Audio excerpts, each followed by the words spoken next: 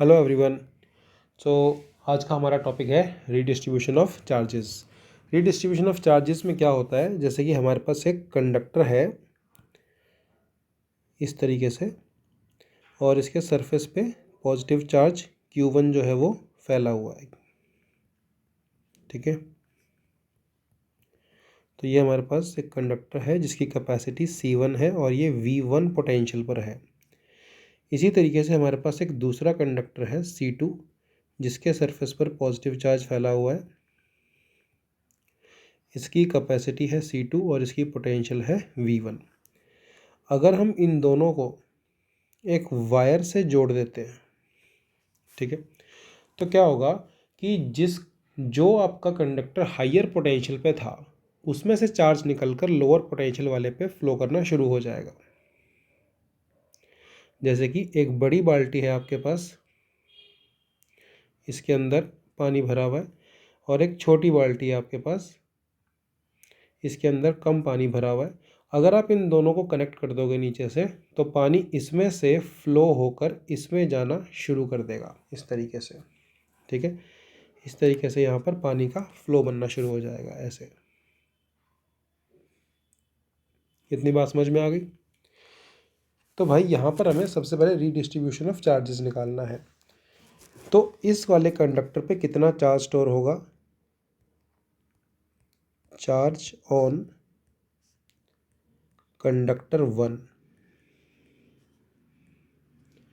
Q1 will be equal to C1 into V1 because Q is equals to CV होता है, तो Q1 is equals to C1 into V1. Similarly, charge on conductor 2 Q2 is equals to C2 into V2.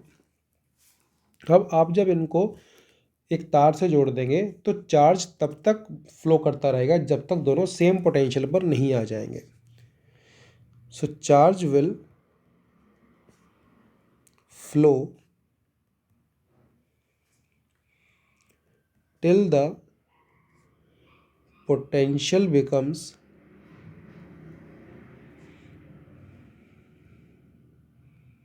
same, till the potential becomes same। तो यहाँ पर हमें common potential निकालनी पड़ेगी।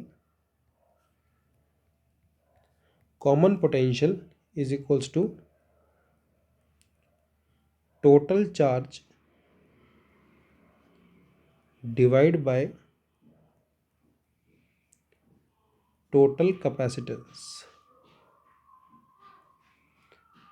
Total charge is total charge upon total capacitance. Total charge हमारे पास हो जाएगा Q1 plus Q2 divide by C1 plus C2।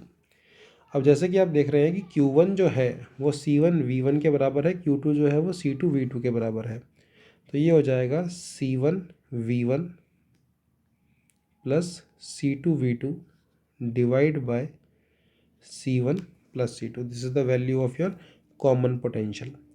अब एक बारी जब ये दोनों कंडक्टर्स कॉमन पोटेंशियल पे आ जाएंगे तो रीडिस्ट्रीब्यूशन ऑफ चार्जेस बंद हो जाएगा, उसके बाद चार्ज फ्लो करना बंद हो जाएगा। So ratio of new charges will be ratio of new charges Q1 dash divide by Q2 dash is equals to C1 V divide by C2 V, क्योंकि अब दोनों सेम पोटेंशियल पे आ चुके हैं। तो ये आंसर आएगा आपका C1 बाय C2 के बराबर।